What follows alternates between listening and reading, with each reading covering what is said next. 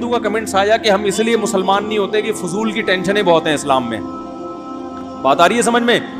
اس ہندو نے کمنٹ کیے نیچے میرے بیان کے نیچے کہ میں اس لیے اسلام قبول نہیں کرتا کہ اسلام میں یہ فضول کی ٹینشنیں بہت ہیں, کہ یہ ہو گیا تو اس سے نکاح نہیں ہو سکتا, یہ ہو گیا تو اس سے نکاح نہیں ہو سکتا. تو بھائی ہمارے لیے یہ ٹینشنیں کیوں ہیں؟ یہ غیرت مند لوگوں کی زندگی ایسے ہی ہوتی ہے کہ جب آپ کے بیٹے کی شادی ہوئی اور بہو بن کے کوئی عورت گھر میں آئی تو اسلام آپ کو یہ اجازت ہی نہیں دیتا کہ آپ اس پہ ہوس کی نگاہ ڈالو. اب آپ نے جب بھی اس کو دیکھنا ہے اپنی بیٹی کی حیثیت سے دیکھنا ہے, اور محفوظ ہے. اور یہ بھی اسلام نے بتا دیا بھائی یہ طلاق بھی دے گا تو آپ اس سے شادی نہیں کر سکتے, ہو ہی نہیں سکتا, راستہ بند.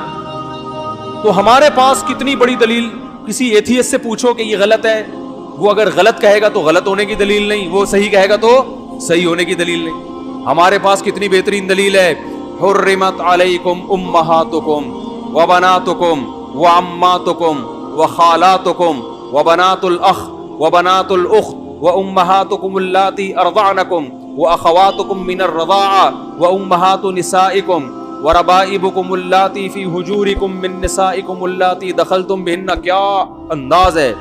میں نے ایک انگریز کے تبصرہ پڑھا تھا اس آیت پہ. اس انگریز نے لکھا کہ مسلمانوں کے پاس یہ جو آیت ہے نا, یہ ایسی خاندانی آیت ہے, خاندانی کا لفظ میں اپنی طرف سے کہہ رہا ہوں, اس کے جو الفاظ کا اپنی زبان میں ترجمہ کر رہا ہوں. اس نے کہا سوچو جس معاشرے میں اس قانون پر عمل کیا جاتا ہوگا کیسا پاکیزہ معاشرہ ہوگا وہ. یہ انگریز کے الفاظ ہیں. اور جس معاشرے کے پاس یہ قانون نہیں ہے, وہ بزبان حال یہ کہنا چاہ رہا تھا, تو اس معاشرے کی درندگی کا کیا عالم ہوگا, وہ کیسے فیصلہ کرے گی. الفاظ کیا ہیں قرآن کے, آپ اٹھا کے دیکھیں چوتھے پارے کا اینڈ.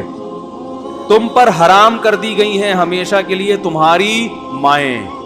کبھی بھی انسان اپنی ماں سے اس قسم کا ریلیشن نہیں کرتا, ہمیشہ کے لیے حرام. وبناتک, اور ماں میں نانی دادی خود بخود آتی ہیں, وہ بھی ام میں ہی آتی ہیں.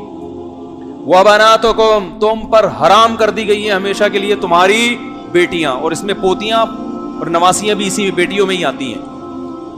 حرمت علیکم امہاتکم وبناتکم واخواتکم, تم پر ہمیشہ کے لیے حرام کر دی گئی ہیں تمہاری بہنیں, چاہے ماں شریک ہو یا باپ شریک ہو, سب اس میں آ گئی. واخواتکم وعماتکم, تمہارے باپ کی بہنیں تم پر ہمیشہ کے لیے, بولو بھائی, پھپھی جسے کہتے ہیں, مقدس رشتہ ہے.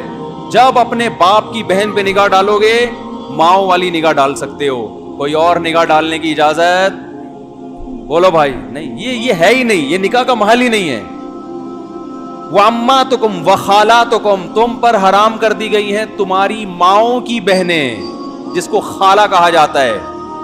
نہیں آ رہی بات, چاہے وہ تم سے عمر میں چھوٹی کیوں نہ ہو, لیکن چونکہ تمہاری ماں کی بہن ہے تو لیول اس کا وہی ہے نا, تو جب اس پہ نگاہ ڈلے گی ماں والی نگاہ ڈلے گی.